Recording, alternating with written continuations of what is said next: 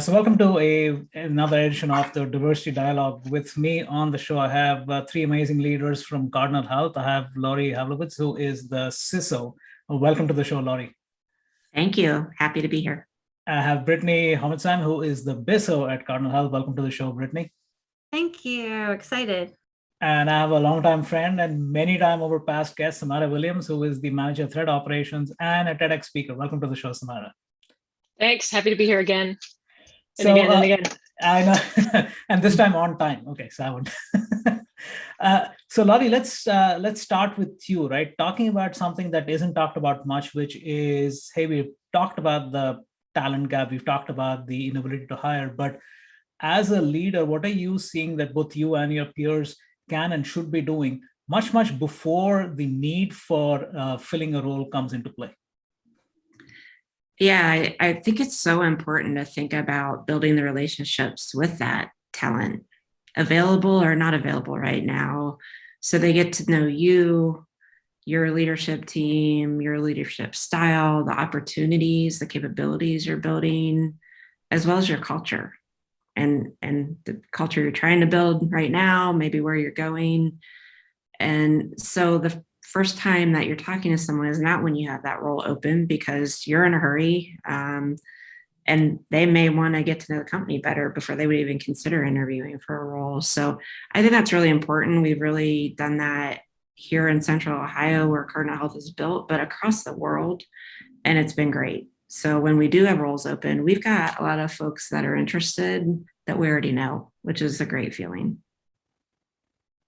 Yeah. Britney, Samara, feel free to add in.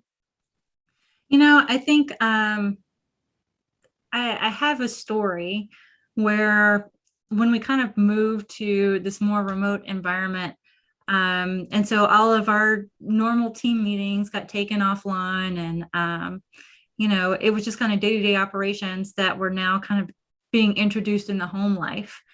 And I had someone that was on a call with me, and we had turned on our videos like most people did, right, when you got out of COVID. And he had a daughter that was just getting ready to start college. And he remarked to me, he was like, that stand-up meeting that we had, my daughter was in the room, and it was her first time to like see a female running these things. And so it kind of just taught me that like being out there and putting your voice out there where people can actually see you, it impacts people. And I know, like, as I've looked back on my life, I've had some very influential teachers that were female math teachers that kind of got me to where I'm at now. And so I think just seeing someone like you gives you confidence. And so I've tried to do that a little bit in my social areas as well. And I mean, I know that's a big part of Samara's life too. I appreciate the segue. Representation does like matter significantly. So it's pretty well known that I recruit heavily on Twitter, right? So I have recruited 3 extremely talented people on my team from Twitter. So I have 2 examples of, working really hard in the social life to add to the team. And basically we were all, me, Ace, Bree, Caitlin, we're all sort of talking on Twitter, and somebody had tweeted and replied to us like, man, these people working at Cardinal Health seem pretty cool, right? And so we all retweeted that. And what happens when you retweet it, if people don't know, is it gets sent to your own. So if I retweet a tweet, it gets put on my timeline, so all of my followers see. So each person who retweets it, all of their followers see. So that's just an example of how it can kind of grow from there. And then my most recent hire, actually, to like my junior role on the threat intelligence side, I actually was recruiting him when I was at Huntington, my previous employment, but he was in a good place at the time, so I didn't push him too hard. So I knew this one coming up, the rec that I was going to have open. I reached out to him and I was like, "You ready yet?" And it was better timing. And then he joined the team. So keeping those. Sorry, go ahead. And Samara, you're one of our favorite kind of people. You're a boomerang, right, at Cardinal, because you worked here and right. then you came back, right? So that too, keeping that, when folks leave Cardinal, I don't have a fit and stomp my feet. And I'm like, this is great. It's a great opportunity for you. Keep in touch. Please keep the dialogue open. And I meet with people that have left our team, and I'm kind of watching what's going on there. Okay, let's keep that person in mind down the road if something comes open that's a fit for what they want to do next. So that's something else that we keep in mind. One of my stories, and I'm not a tweeter like Samara. I wish I was that cool.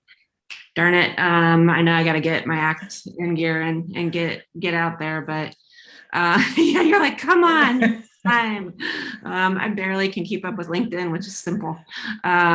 So we did, Samara, I don't know if you've done it, Brittany, but we've done the Share the Mic in Cyber, which is great. Highly recommend it. And the last time I did it was with Natalie.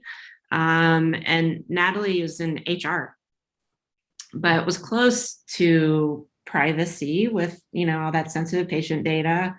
Had a lot of family members in cyber, as well as she runs a nonprofit where she really, serves underrepresented girls to say, here are the opportunities, and hey, cyber is a great one, of course, out there. So when we had a position open, that was a good step into our team, a good entry point without that technical background, but having a really good understanding of how sensitive data is so important, how you need to protect it, as well as what skill sets are needed out there in the industry. She interviewed for one of the roles on our team and came over, and it was awesome, and not a traditional background at all. So that was really great. So I want to double click on that, because that's something that is talked about a lot, right? Which is, hey, we need to look at different places. We need to look with people with different backgrounds, and yet we still have this increasing skills gap, right? So Laurie, what you just said made so much sense. HR, you're dealing with sensitive employee information, and therefore you have this privacy first mindset. So talk a little bit about, all three of you, in terms of what have you seen actionable things that people can go outside their quote unquote comfort zone when it comes to looking for talent, as well as giving them the training so they can be successful. I'm going to let Samara talk a little bit about this. We've had some people that just come through some completely different aspects and jobs before, but they are bringing skills that we require in information security, like critical thinking, like understanding financial impact. Like, these are skills that you don't normally find in InfoSec, but looking outside, you can help people realize that skill set within our community. Yeah, so the sort of term I like to use for these are like transferable skills, right? Things that you've learned at a previous job that you can come and bring to cyber and leverage the same skill.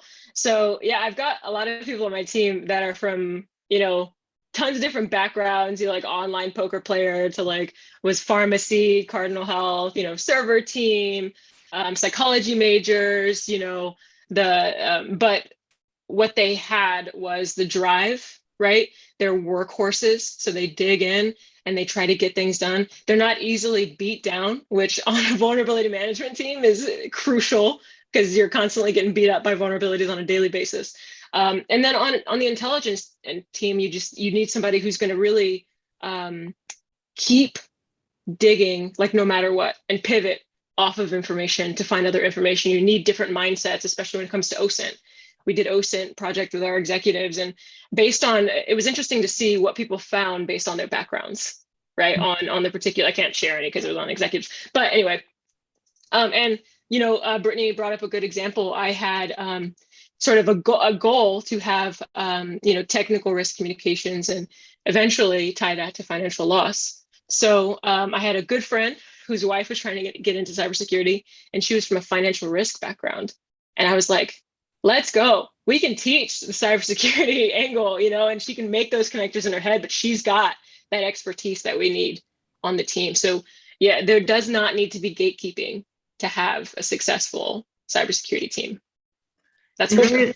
When you think about it, the criminals don't have a standard path to becoming a criminal. I mean, maybe in some nation states, they might have a regimen that they go through, but really they're not going to a 4-year degree and, checking in every box on a job description and all that stuff. So I think we really need to think about that too.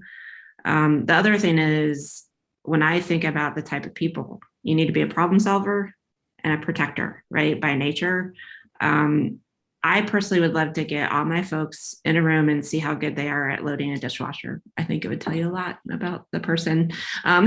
So how they protect the dishes, but also get the job done. So, but that isn't necessarily a standard degree or path to get here, for sure.